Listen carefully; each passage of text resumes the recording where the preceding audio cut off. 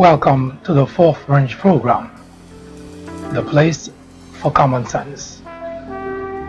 Today is Friday, August 9, 2019. I am MD. We are going to discuss a very important topic, and we definitely would like you to pay very close attention. It is really critical. It's about the big divide in the United States of America. Of course, I'm certain it's a term you've seen before, it's a term you've heard before, and of course, it's an expression that's been overwhelmingly debated in the political arena. You have a sense as to what that is. We all do. But the question that, or rather the mystery that hasn't been resolved is who and what causes it. Yeah, we can point fingers, we can put our blame on, the other party, the other guy. But today we're going to take a look at the actual data. We're going to take a look at information that anyone can verify and try to understand that topic. And the reason it's that important is because it is something that we've been hearing for so long, and members in the media like to talk about it, like to point it out every so often. In fact, I cannot recall any administration, Democrat or Republican, under which you have not heard that expression. So it's almost as if it becomes part of our language, part of our conversation to say there is a big divide in the country.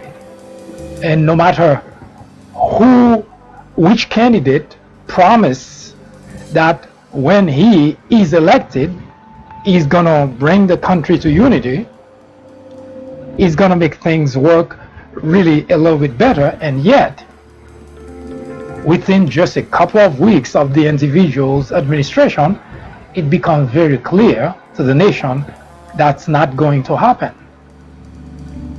Now, even under Obama, who tried the utmost best under the circumstances to unite the country, it didn't happen. It got worse.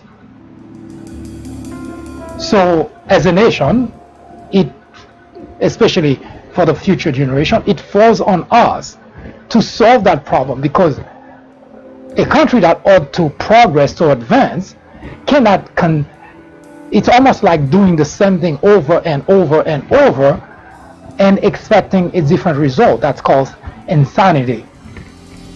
But today we're going to talk about the causes, the root causes of the problem, and most importantly, we are going to point fingers. But as you know, in this program, we don't just talk about something for the sake of talking.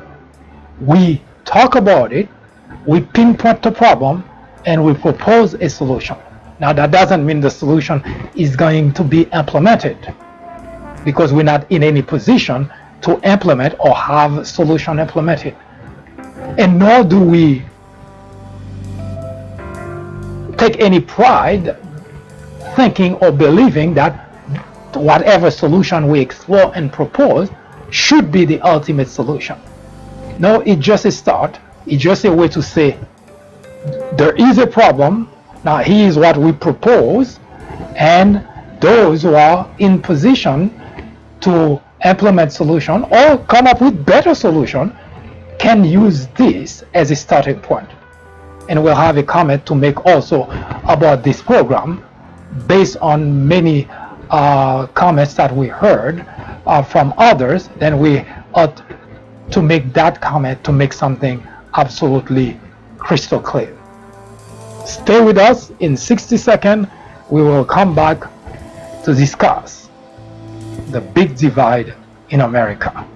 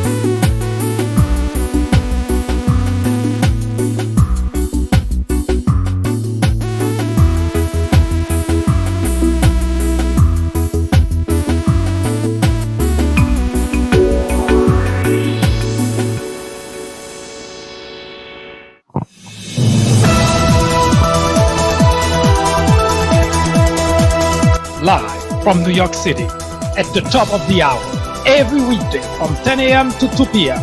The Fourth Branch presents discussions, debates, commentaries on social, political issues, current events, sports, entertainment, religion, education, science, and every Saturday at 10:30 a.m. for a full presentation on controversial issues such as abortion, homosexuality, war on blacks. Are Republicans dumber than Democrats? Information which might irritate you, make you cry, make you laugh, but above all, will make you smarter. Join us every time. It is the right thing to do. It is the only way to keep your sanity in a world of chaos, hypocrisy, immorality, and deception. Welcome to Common Sense.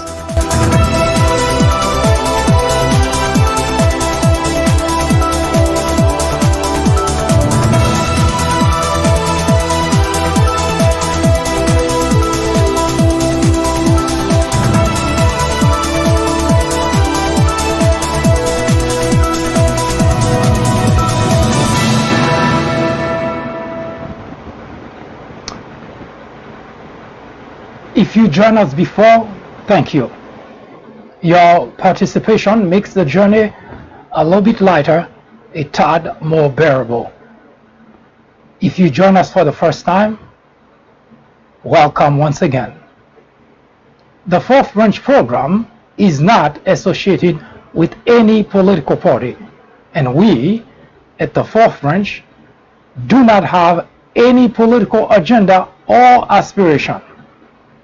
Our ultimate objective is to perfect the union, and in order to do so, we ought to remove the biggest obstacle of all: ignorance. JFK said that the ignorance of one voter in a democracy impairs the security of us all. Thus, the importance of eradicating ignorance from our society. Today, we are going to discuss a very important topic. It's the big divide. And it's not just an expression, it's not just a state of things, but it is a problem that plagued the country and that's been around for really quite a long time. I'm assuming even well before my own existence. So, because it gets to a point where it's pretty annoying to hear that year in, year out, decade in, decade out, we have the same problem, and yet it seems that nobody cares to resolve that problem. I wonder if any one of us in our private life would have a problem that's lingering and to just shrug it off and do nothing. I bet you not. Because we'd like to solve problem that is an hindrance to our progress, to our life. But for some reason, we tolerate what we call a big divide in the country. Why is that? Now, that's a different topic. We will talk about rather what causes it and who causes it. Once we get a good handle on that, then we'll be able to kind of get a sense as to what kind of solution should we propose. Now, just a note, I noticed that there are a few people who start making comparison between this program and other program. And one such comparison was to compare this program, the Fourth French program, with InfoWar. Now, one thing about me, it's very difficult for anyone to make me upset, to get on my nerve, or for me to feel angry about anything. But the comparison actually annoys me to the core. InfoWars. Now, for those of you who may not know what InfoWar is about, is this program, this movement, if you like, by Alex Jones. And Alex Jones is the same gentleman who called the massacre, the Sandy Hook massacre, a hoax.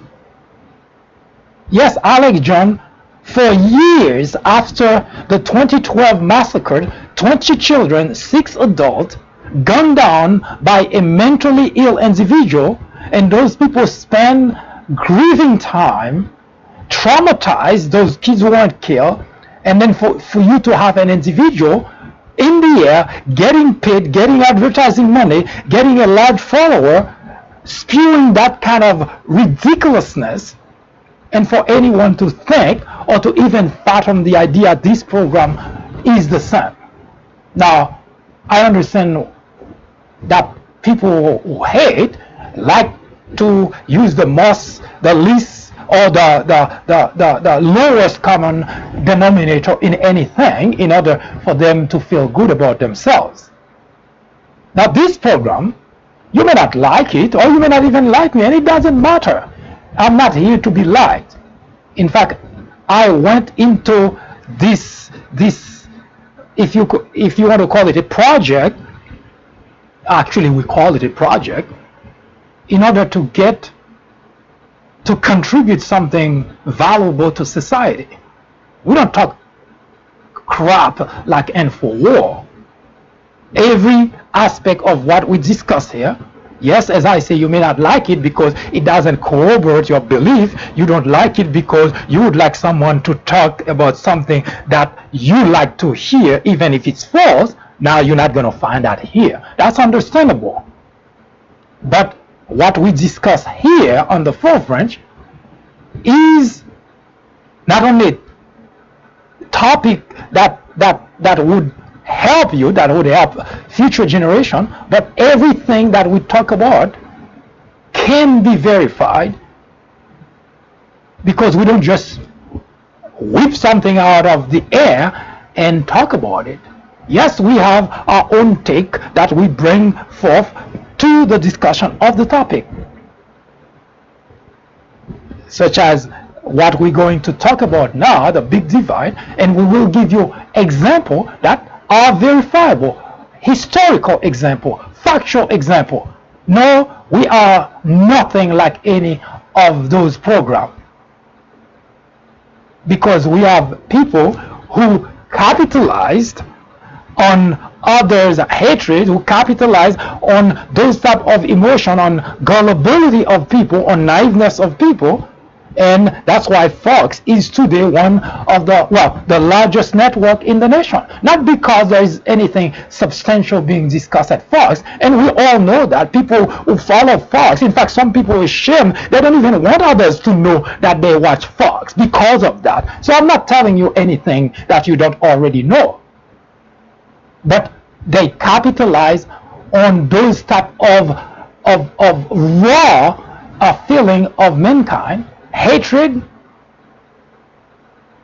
resentment, and that's how they make money. Look at Tucker Carlson the other day. Came on the air He has a large following of people, and he's getting paid good money by Fox. And he came on the air to spew those kind of nonsense, saying that white nationalism is a hoax. I mean, really, and you want, in fact, I would feel even more annoyed and upset anyone would try to compare me to those people. At least their program. Because this is nothing like it. The fourth branch program, again, is not here to make you feel good. This is not the purpose of this program. You want to feel good, you already know where to go. You've been there. You like hearing Tucker Carlson say it's a hoax. You like Tucker Carlson applauding those people in Charlottesville, Laura Ingraham. You like those things, so go and listen to them, and that's fine. That's the kind of thing you like. But do not dare compare this program with those people, because they don't have anything substantial to offer you or the country, because they contribute mostly to bring the country down instead of helping healing the country. Which brings me back to the topic of today, the big divide. What causes the big divide in the United States of America? Now, let's take a look at what's a big divide in the first place. In fact, behind me, you can see the big poster that says big divide or big fight. And it has the logo of the Democrats and the logo of the Republican. Now, you already get a sense what the big fight is about. It's Democrat and Republicans. And they've been fighting forever. Two major political parties. And because there is no other political party, what ends up happening to this country, constituents do not have choices. Because you either have to go left or you have to go right. And no matter which way you go, you find that there is a problem. So, there is the big fight, the big divide. Now, a few days ago, a gentleman drove 10 hours to go to a Walmart in El Paso, Texas, in order to gun down people he doesn't like. People who don't look like him, people he hates, people that the President of the United States have labeled criminal, have labeled rapist. That individual wasted 10 hours drive to go to a place where he is certain to find those people that the President of the United States label continuously, and gun down 22 and leaving injured 26, not counting those who were traumatized by the whole event. Pause for a second and think for a second. Now, we're not here to talk about that massacre. We bring it so that we can make our point. We're here to talk about the causes of the big divide in the country. But in order to understand how that come about, you have to see real life examples. And when I bring historical data to you, then at least you will be able to make the relation between those two. Now, tomorrow, just a side note, we will be taking an in-depth look at that gun problem in the country. We already started talking about it. It's not that you don't know about it, but we will be taking a look at it through the prism, of course, of common sense. This is what this program is about. Not to make you feel good, but rather to discuss topic in a way that you can see it from a logical perspective, and you can decide what to do. As I mentioned before, This program is not to convert anyone from one political party to another, but we put the blame where the blame is, not just by saying, but by providing example. Once again, we're not expecting you to like what we're doing. What we're hoping is there are enough decent people in this country. There are enough people who are concerned about where the country is heading. There are enough people who care about future generation who would see that as an important part, an important contribution to our society to get that done. For all of those whose hatred already make them blind, or hatred make them really very useless element of society, I'm not expecting any of those individuals to be able to get anything out of this, because we are not going to please by saying stupid, ridiculous things just to please. And that you're not going to find here. At least not as long as I'm the host of this program, because I cannot talk about when that's not the case. In any event, the guy drove 10 hours, went to a Walmart in El Paso, Texas, where he was certain to find the very people that Donald Trump, the President of the United States, has been bashing, labeling, calling all kind of names. Now that's over with. People are recovering, burying their dead, grieving, kind of trying to get back to a, well, not normal life, but something close to a normal. In the meantime, you have Republicans already gearing up to prevent any legislation from being passed to ban assault weapon, automatic and semi-automatic weapon. We're not talking about something that happened 10 years ago. We're talking about something that just happened.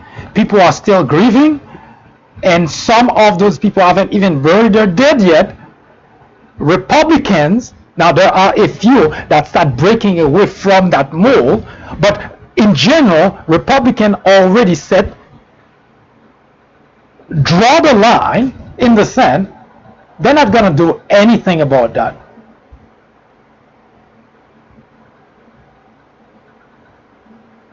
That's not new. That's a very old fight. I mentioned yesterday, and the day before most likely, and the day before that, that since 1999, the first major mass shooting in America, Columbine, Republicans overwhelmingly have been against any legislation to ban assault weapon, automatic and semi-automatic weapon. They've been consistently preventing that from happening. 1999, 2019, 20 years later, just a few days ago, we have the exact same thing. Guess which side Democrat has always been in? Banning assault weapon, automatic and semi-automatic weapon. You see where I'm going? The big fight in the country has always been, and here is something that I said before, and I want you to pay close attention and to go as far back as you can in maybe in history, maybe in whatever knowledge you may have acquired along the years, to find out that there is a big difference between Democrats and Republicans. Now, I heard why most Republicans say, I would never vote Democrats. Again, I want to be certain that you understand that I'm not here to convert you, but to make a point that you can verify.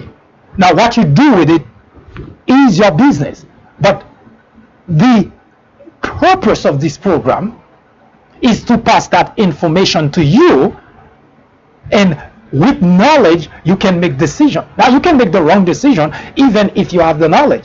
But what troubling is when people make decision that's based on false information, such as what you heard from Tucker Carlson yesterday, that white nationalism is a hoax. Now, if you're making your decision based on stupidity like that, you would be making a wrong decision that's based on false information. But here in this program, you can rest assured the information you will be getting not only is good information, but that information you also can verify.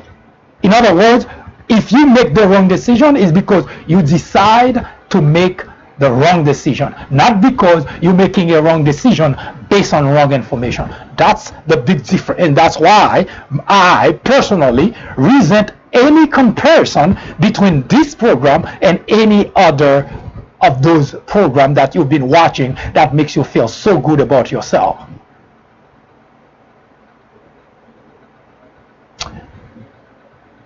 The big difference between Democrats and Republicans is the following. It's not major. It's really just one thing. Democrats have always fought for people, for the constituent. Now, that doesn't mean they're not politicians. They do not do things that are not pleasing. They do, but overwhelmingly, it's always about the people first. Everything else can be sorted out. Republican, well, now we're talking about the legislators here. Republicans, on the other hand, is always about the corporation first.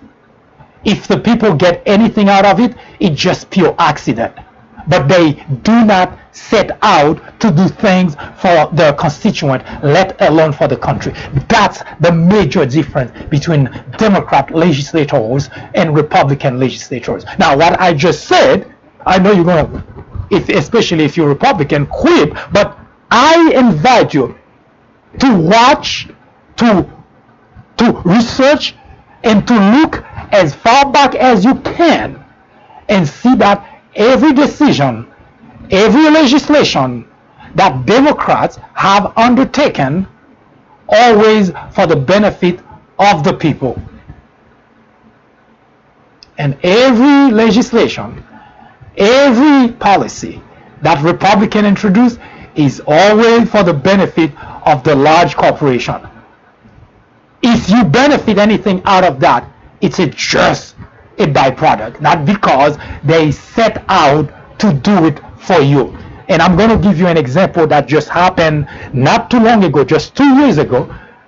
I don't want to lose track of showing you the problem of the big divide and where it comes from.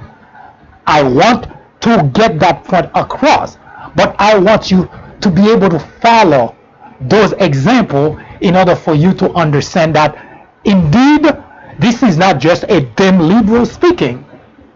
It's an individual who has been researching, analyzing, and seeing what those two major political parties have been doing in terms of policies, in terms of legislation, and bring that forth to you. Because I know you don't have time. Who does? You don't have time to go and research everything that's happening. Now you rely on your legislator that come to you and say, we're doing this for you, we're doing that for you, and you believe them. In fact, conversation I have had with my fellow Republicans leave me dumbfounded to see that they're repeating what their legislator tell them, although it's pretty obvious that just the opposite of what they tell them they've done, and yet they continue to argue the point. Now, I cannot make anyone smarter.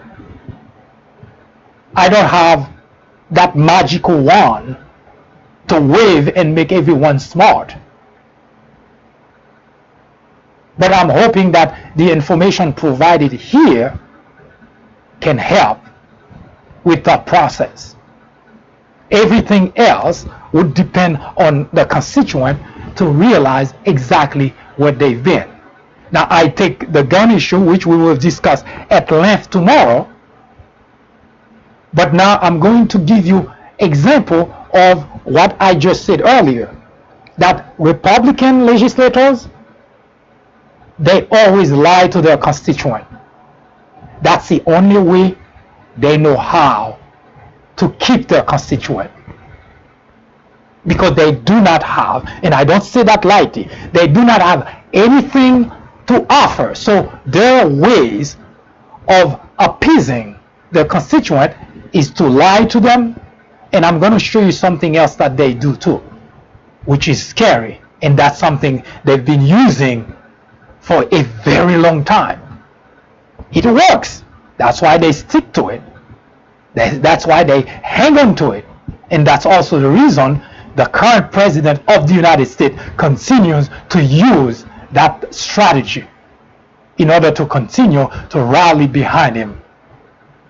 Very naive, gullible individual, and the rest full of hatred for humanity.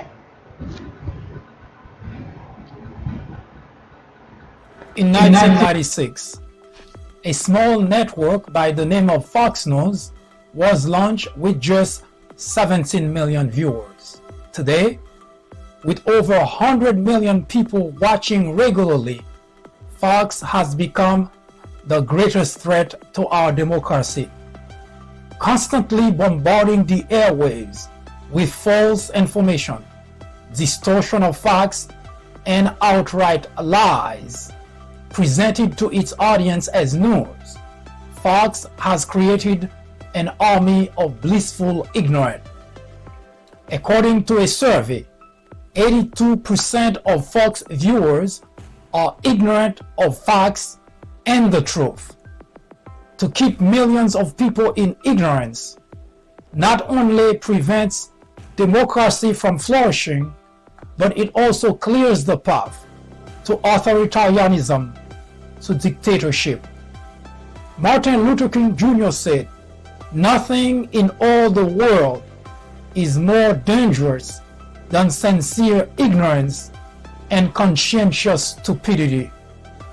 Let me finish by saying that democracy cannot survive in an environment where truth and facts do not matter. At Fox, truth and facts do not matter. Indeed, democracy in America is in jeopardy. It is a crisis the country can no longer ignore.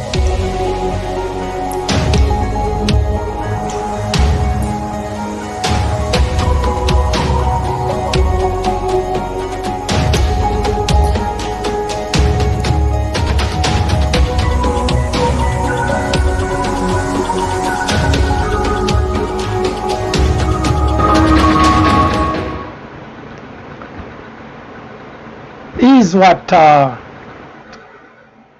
Robert Kennedy said. Robert Kennedy is, was John F. Kennedy brother. He was the Attorney General from 1961 to 1964, and in 65 he became U.S. Senator until he was assassinated, just like his brother JFK, in 1968. Robert Kennedy said, "We can move in that direction as a country, in greater polarization, black people amongst blacks, white amongst white, filled with hatred toward one another. Or we can make an effort, as Martin Luther King did, to understand and to comprehend and replace that violence, that stand of bloodshed that has spread across our land, with an effort to understand compassion and love. What we need in the United States is not division. What we need in the United States is not hatred. What we need in the United States is not violence and lawlessness, but is love and wisdom and compassion towards one another, and a feeling of justice towards those who still suffer within our country, whether they be white or whether they be black.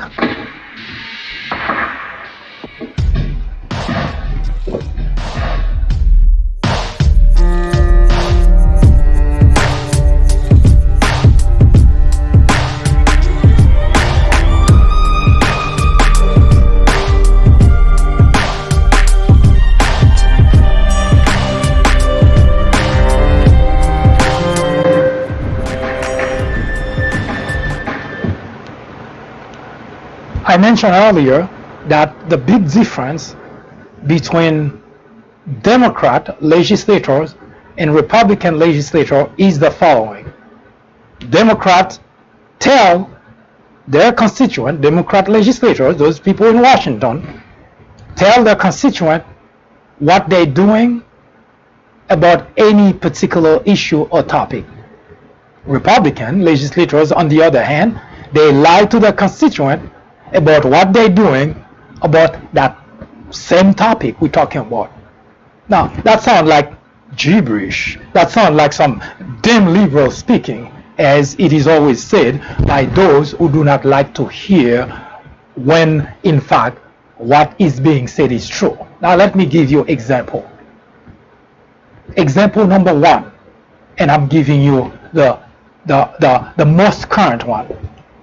February 2017, just a month after Donald Trump became the official or president of the United States after his swearing in, Republicans proposed and passed a tax cut, $1.5 trillion. And before it get to that point, between the time that Donald Trump took an oath and the time that that bill was passed, all the Republicans in Washington, you may recall that they had both houses under their control. So Democrats could not prevent anything that they set out to do it. So what they did is they structured a bill and they passed what they call a tax cut. But they told their constituent that they're going to receive a tax cut. They borrow from the country, from the taxpayers, $1.5 trillion. Notice the word borrow, which means we didn't have that money. They borrow and I apologize, I say from the taxpayers, not from the taxpayer. They borrowed $1.5 trillion, the bill of which will be put on the taxpayers. That's really the proper way of explaining it. During the time that they were crafting the legislation without any Democrat involvement, they all were out there drumming the beat that the people were going to receive a huge tax cut. Now, I'm not going to get into the detail as to the silliness of even borrowing money at the time that they did. We talk about that at great length, and I invite you also to follow this program, because we're going to talk about the entitlement system, and in which we will again bring that information and we will discuss it in greater detail. But for now, suffice to say the following, that the $1.5 trillion were borrowed and they drummed the beat that the people were going to get a huge tax cut. Now, here's how they divided the $1.5 trillion. Now, those information, as I mentioned at the top of the program, are not something I pull out of a hat. Those are documented information.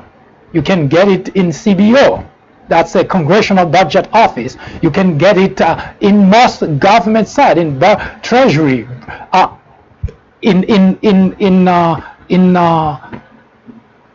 the Congressional Budget Office, CBO. You can get that information, because all those information are readily available for anyone who cares to find out. So they borrowed 1.5 trillion. They distribute 0.3 among all the people in the country. The 1.2 trillion went to large corporation and wealthy individual. Now, they did say they're gonna give a huge tax cut to the people, didn't they? They did say a huge tax cut to the people. Does that look to you like a huge tax cut to the people? And the only reason the green was even distributed is because it would look extremely bad for the people not to receive anything at all. But does that look to you like a huge tax cut to the people? Yes, as I mentioned earlier, Republican legislators always lie to their constituent. Now, what I just mentioned is worse than it looked, because I heard my fellow Republican dancing on their head that they receive a $40 or $60 extra on their paycheck, as if it is, oh, great, I get something. I don't care what they give to the to corporation. And that's again where we find that ignorance is really killing the country. The $40 to $60, I'm just going to say that now, but I invite you tomorrow to watch this program, because actually not tomorrow. Tomorrow is about gun. But when we discuss the entitlement system, the entitlement program, which I'm hoping that we can start that next week, that's when we will show you in greater detail as to what exactly your Republican legislators have been doing and why they have been lying to you about what they're doing. And I want to keep in the forefront of your mind that those information are not coming out of a hat, that of thin air. They are documented information that anyone who cares to find out can find out, because they are on our government side. All I'm doing is bringing them forth, not something that I concocted in my head. Now, for my fellow Republican who think, great, I get an extra and $60 or even $80 on my paycheck, which I didn't have, and they think, great. Well, it's not great, because first of all, it's not a gift, because notice I mentioned earlier, borrow money, which means you have to return that with interest. But the worst part of what your Republican legislator didn't tell you about that bill is the big amount that you see here on the screen that went to large corporation and wealthy individual. Guess who is responsible for that too? Yes, you, the people. Yes, you receive that much, a $40 or $60 on your paycheck. You say, all right, I don't care. I get it at the time I needed it. Okay. First, it's a loan that you have to pay back with interest. And second, as I just showed you, the bigger portion of the money was not given to we the people, despite the fact your Republican legislator, that's what they said at the time that they were saying you were going to get a huge tax cut. They lied to you. But on top of that, the $1.2 trillion, the most of the money that they took to give to large corporation, guess who has to pay that back? Just the taxpayers. Yes, you heard correctly. I'm not saying anything that you cannot verify. All the money that were borrowed fall on the shoulder of the taxpayer, but you only get this much. How about that for someone that's telling you they're working for you? So when I say that your Republican legislators lie to you, this is not something I'm making up, because that's what they do. They lie to their constituent in order to get their support, but because they know the constituent don't have time to find out about those details, so whatever lie that they tell you, hey, you buy it. That's why you hear my fellow Republican say, I would never vote Democrat. Which one is best? Someone who lies to you, or someone who tells you exactly what they're doing? Now, you may not like the policy. I'm not discussing about the policy aspect that you may or may not like. But what is the difference? Your Republican legislators say they're fiscally conservative. Did that look to you like someone who is fiscally conservative? Not only they lie to you about where they stand, they lie to you about why they borrow the money, and they lie to you that you don't even realize that now you have a tax bill that you didn't ask for. That's the source, that's the roots of the big divide in this country. The fight that you always hear between Democrats and Republicans is that your Republican legislators are trying to do something underhanded and lying to you, but Democrats are saying this is exactly what we want to do. And you don't like what they want to do, you call it socialism. Well, healthcare for everybody is socialism. How about a big fat check for the healthcare organization? Is that socialism too? Oh, by the way, this is not just an opinion. Blue Cross and Blue Shield, while you were receiving those $60 on your paycheck and you think that was great, Blue Cross and Blue Shield received $360 million from that money. So that's not socialism. I guess it's not to the people, it's the big corporation. Now, this is now, and again, when we discuss the entitlement program, we're going to give you a lot more of those examples, because there is no lack of such example of Republican legislators lying to their constituent in order to get their support without doing the job for which they were elected. And this is not something they done once or twice or 3 times. This is how they live. This is what they seem to think their job is to give to large corporation, is to protect large corporation. But as far as the people are concerned, who cares? Why do you think they still against banning assault weapon? The people are being killed. But if they ban assault weapon, now they're going to upset the gun manufacturer. You see, poor gun manufacturer, they're not going to be able to make money. So who do you think they're protecting? You think they're doing that because they care so much about your Second Amendment right? I guess you would be more naive than that than I thought. They do not care an iota about your Second Amendment right.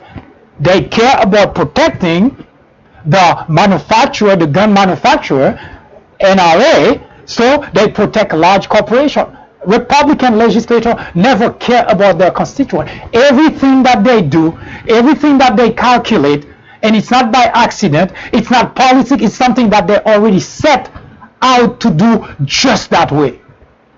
Protect the corporation, the people will come on board because they spend enough money to bash the opponent. Then what do? What has been happening since 1999 that mass shooting has been in the country? You've been voting them in office over and over and over and over. So they are right. They don't have to care about you. Gun can kill as many as possible. It just doesn't matter because they know they will receive enough money from gun manufacturer industry, from NRA, and you, the constituent, will continue to vote them in office. Why would they change that? Would you change that? That's the source of the big divide in the country. You hate Democrat legislation because, well, they're socialists. You hate Democrat legislation, they want to give free stuff to people. That's a Republican argument, by the way, not mine. They want to give free stuff to people. That's the kind of argument your Republican legislator bring forth to the surface to tell you, do not vote Democrat because those people are socialists. That's the monster created by the Republican. Every time they have to bring a monster forth to scare the hell out of you so that you can continue to keep them in office despite the fact it's very clear they're not doing anything for you. That monster is scary.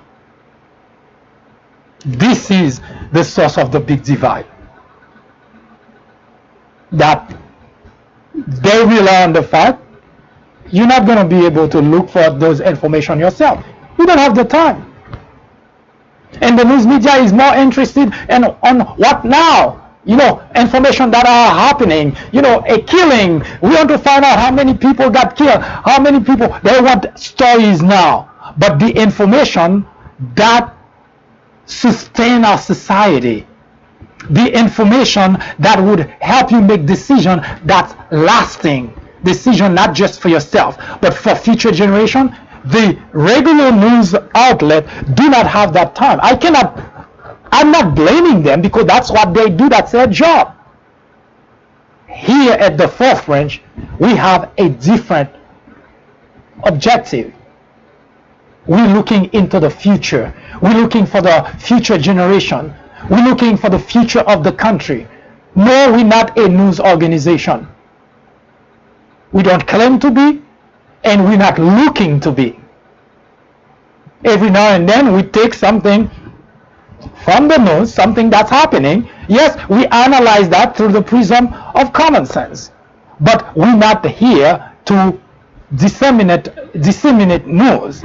We're here to talk about some specific news that we might find necessary to talk about because of a particular topic that we are discussing, debating, or interested in.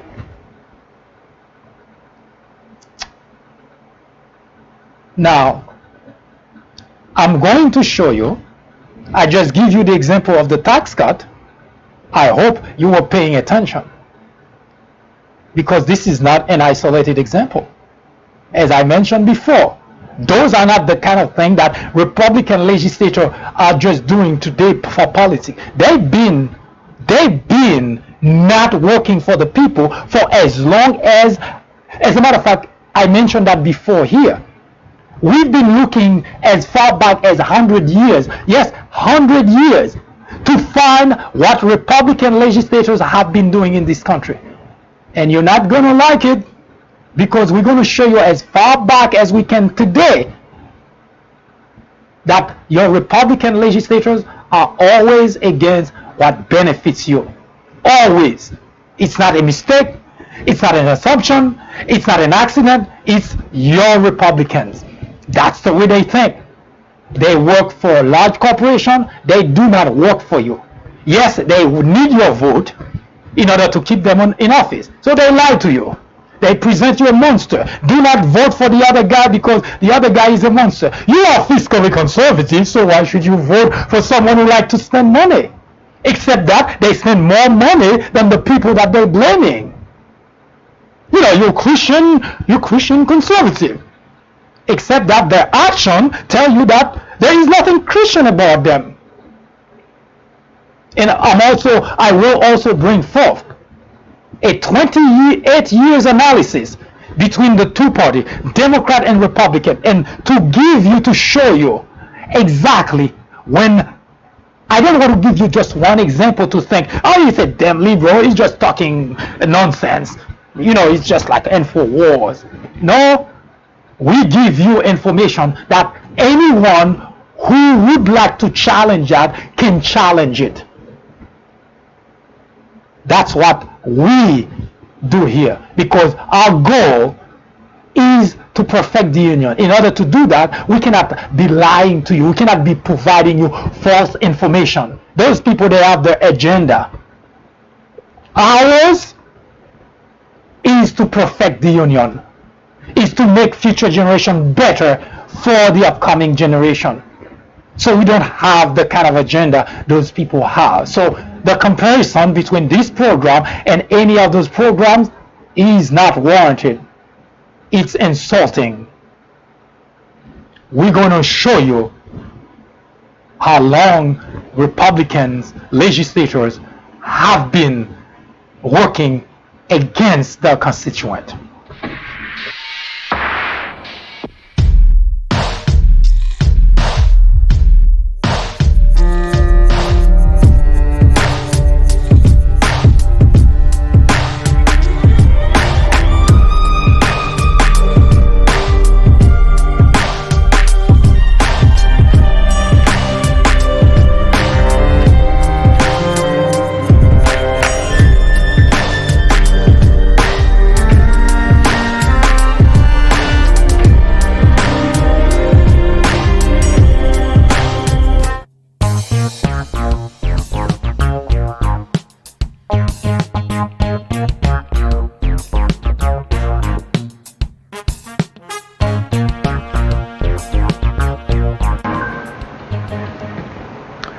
Frederick Douglass, I'm sure you all may have seen that picture before. If not, he was a slave born in 1818 in Maryland. He actually escaped slavery. Now, if you've been watching this program, you may remember that at some point during the discussion of slavery, we talk about slaves who try to escape and always get caught and usually get executed. Well, Frederick Douglass did succeed to escape slavery, and the reason he could is because Maryland is very close to the north, as you can see the whereabout of Maryland. So he was able to quickly make ways to New York. New York had slaves, but the North didn't have, wasn't as restrictive, as stringent as the South. The South actually relied completely on slaves for their wealth. The North had a little bit here and there, and was a little bit more tolerant. So when Frederick Douglass escaped, so he headed north. So he managed to make it there. Now, I didn't say that to talk about Frederick Douglass in detail, but rather to use something about a quote about him that he mentioned on his in a book or memoir that he published, My Bondage and My Freedom. The marriage institution cannot exist among slaves, and 1/6 of the population of democratic America is denied its privileges by the law of the land.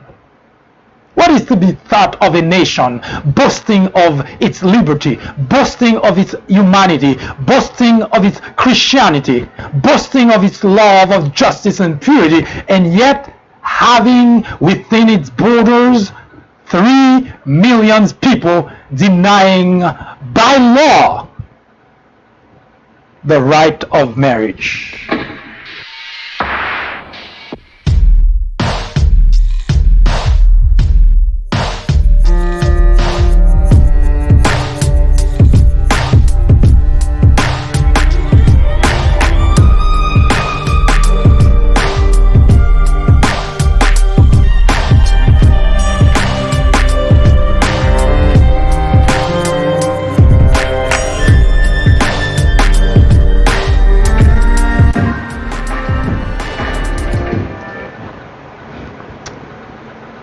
Remember I mentioned to you, Republican legislators have always worked against their constituent. Now, if I tell you they work against their constituent, needless to point to you, what they do also is against the country. That goes without saying, because if they cannot even work on behalf of the constituent, then you don't even have to ask the question. Now, for those individuals who always get on their high horse and trying to label everyone that doesn't say something they like or doesn't share their belief, their opinion, as damn liberal, as libtards, as left, or as people talking gibberish, and yet those are the same people who seem to revere folks like Tucker Carlson, Laura Ingraham, Alex Jones, people who actually talk languages that are divisive, languages that are racist. Those are the type of people they like to listen to. They're not looking for information to be better. They're not looking for information to help heal the country. They're not looking for ways to help future generations live in a better country. They're looking for ways to satisfy their fragile ego, and as such, anyone that doesn't do that is not worth listening to. I said all that because I have a few of my fellow Republicans who always think that I am a Donald Trump hater. This, I don't know if you can see it. Can you zoom in? Can anybody zoom in? This is a book. It's called Defiant for America. I wrote and published that book in February of 2017. And that book was written exclusively about Donald Trump. Now, in case you don't know, I was the first individual writing who actually supported the candidacy of Donald Trump. Yes, the first. And if you don't remember that time, it was at the time Donald Trump was a joke. Nobody took him seriously. Nobody saw anything that Donald Trump was doing was worth paying attention to. Even the people now today that are defending him, ready to kill for him, those people would not even take a second look at Donald Trump. But this book that I just showed you, I guess maybe it's an advertising. It's on Amazon. This book was written with one purpose in mind, hoping that Donald Trump can see the importance of continuing what was done in the previous administration and improve on, and just like any other administration, can get rid of what wasn't working and bring something better. Now we know that's not what happened. We've been watching it. We've been seeing what's been going on, and we know that it's total chaos in the country with Donald Trump administration. Now, for those haters that seem to think that if you do not agree with them, if you do not share their belief of because they're either naive or ignorant about particular topic, then that makes the individual not worth listening to, because you're looking for someone to corroborate your belief, to make you feel better. Sorry, this is not our objective here. Our objective is only addressed to those who have concern for the country, who are patriots, those who are interested in helping living better future for the future generations. Now, we've been talking about the big divide, and we show you in 2017, your Republican legislators, overwhelmingly, there was not a single Republican, not a single one. All of those that call themselves fiscally conservative, all of those that are always hounding Democrat for spending money, all of them, not a single one opposed. They all voted for $1.5 trillion money to be borrowed in order to distribute to large corporations. All of them. And they put a huge tax bill on us, the taxpayers. That's not working for the people. Would you not say? Well, it so happened that Republicans have been doing that pretty much for a very long time. For a very, very, very long time. In 1935, you may be familiar with Social Security, right? Well, you know, when you retire, when you get older, when you can no longer work, of course, that also for some people who are disabled, some of those people end up benefiting of taking advantage of that benefit also a little bit earlier in life. But in general, everyone, including those people, when they get those $40 and $60 jumping, yay! The Trump administration gave us a tax raise, I'm sorry, an increase in our paycheck.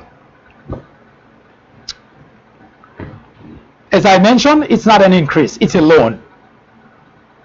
But worse, not only the loan that you receive for yourself, but the one that was given to corporation become your responsibility. That aside, I mentioned Social Security for a reason. we all, when when we retire, when we no longer work, we rely on Social Security. That's something that pretty much, as you're approaching old age, it's something that you have to start paying attention to. In fact, you cannot not, because your workplace would start telling you about it. What is it? AARP. AARP would most likely start sending you a brochure or whatever to tell you that you can rely on us, etc., etc. So there is no way you can miss it. You will know that you're getting close.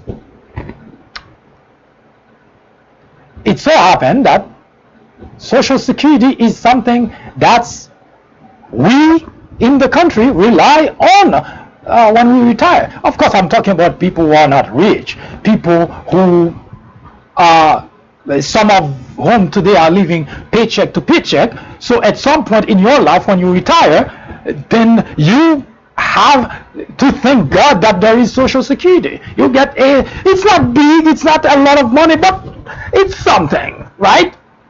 Ask your father, your mother, your grandma, whoever already retired. Ask them, and they'll tell you that paycheck help. Well, paycheck, that Social Security check help.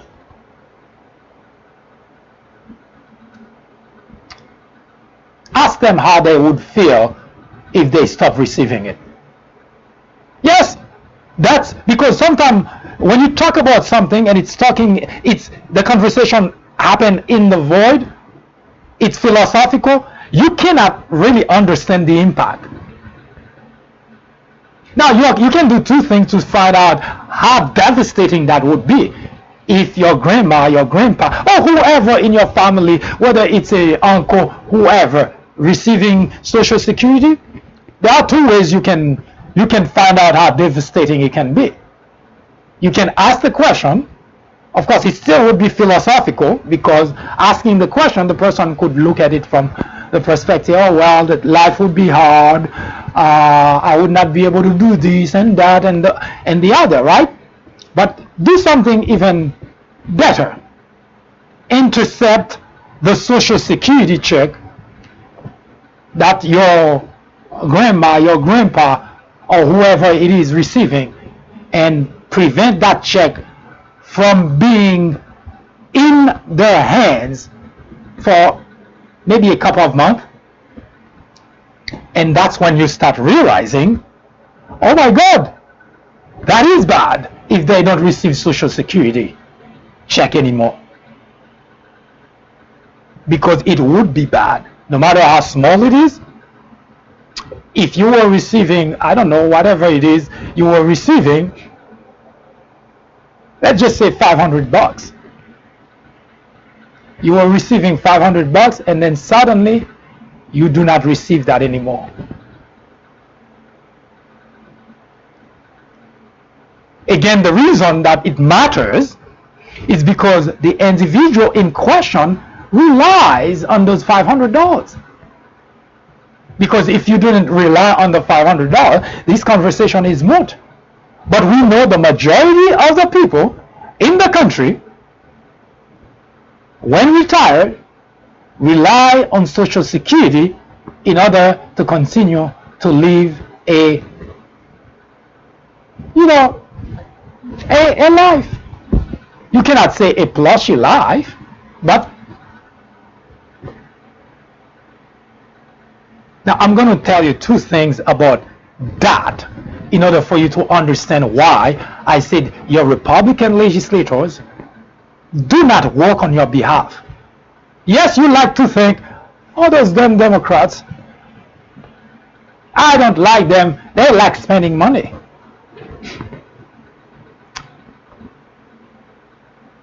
In 1935, Franklin D. Roosevelt signed into law the Social Security Act. Now, it became common. It's normal for you to wake up and know Social Security is there. You know your grandma, your grandpa, your father, your mother, and you, when you retire, it's gonna be there because it's always been there. When that was introduced in 1935, Republicans were overwhelmingly against it. Oh yes. What for? Why give old people money? They finish working, so they should live on whatever they have. Why give them anything? Why help them? They should die if they don't have any way of staying alive. I'm adding all that, but in a sense, that's really what your Republican legislators were saying. Because if you retire, you don't have any saving because you weren't making enough money to begin with. You were living paycheck to paycheck. But in the meantime, Social Security was taking money from you,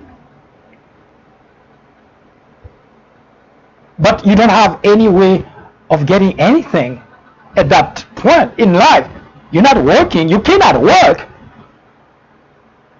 But your Republican legislator said, the hell with the constituent. And I don't know if you realize, the problem wasn't a Democrat problem. It was a problem. Both Democrats and Republicans would suffer. It's not just Democrat who got old. It's not just Democrat who retire.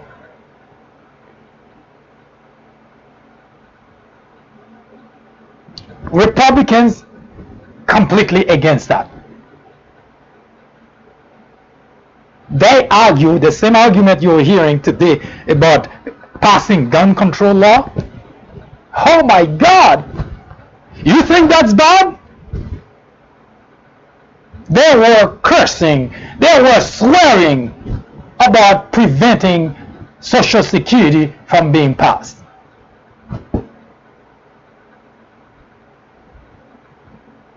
Yes, your Republican legislature have been doing that for the longest. Oh, here's the kicker. I completely almost forgot. Now, it's good that it was passed, right? It's good that everyone is taking advantage of it, right? Well, do you know that as of our talking, it's been almost a decade now that your Republican legislature have been trying everything possible to put an end to it? Not only they try everything possible for Social Security to come into existence, now they got this brilliant idea. Let's end it. Ask your grandma, ask your grandpa, how would he live if he or she no longer receives Social Security? You think it's socialism? Ask them how they would live. What would they do? Are you willing to support them until they die? Well, of course, if you have money, that should be no problem. But are you? You see, this is not a gibberish when we talk about why we have the big divide in the country. And this is a topic we will bring back to the conversation when we discuss entitlement system, which hoping next week, sometime next week. I'll be right back.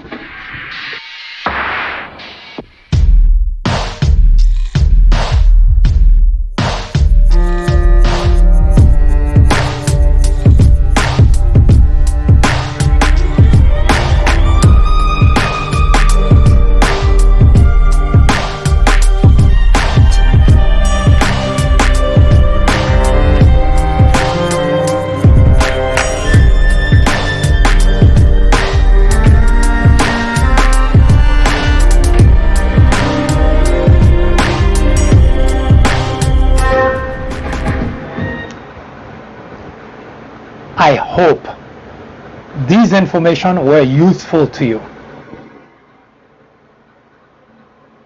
Because in order to make good decision, you have to have good information.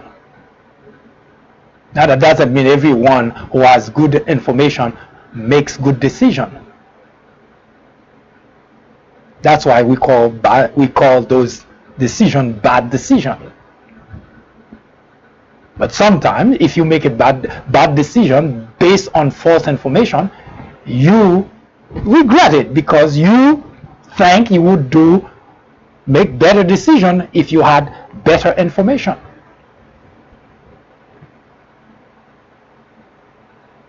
The country went to war with Iraq based exclusively on false information. Yes, bad information can be really devastating, so it's not without consequences. And that's the purpose of this program, to remove the ignorance aspect when you're making decision, because it is very damaging to make decision based on false information. You get places that have no interest in providing you good information. Well, if you didn't find anything that's substantial to you, you already know what to do. Send us your comments, criticism, suggestion. Let us know how to do it better. As I pointed out before, this program is not going anywhere, so you might as well help make it better. I hope you can join me tomorrow at 10:30 a.m., during which time we will get a much in-depth look at the gun problem in the country. In the meantime, should you have a particular topic you would like us to talk about, let us know. We will research it, we will debate it right here on the Fourth Branch program, the place for common sense. In the meantime, I hope you have a wonderful afternoon. Good day.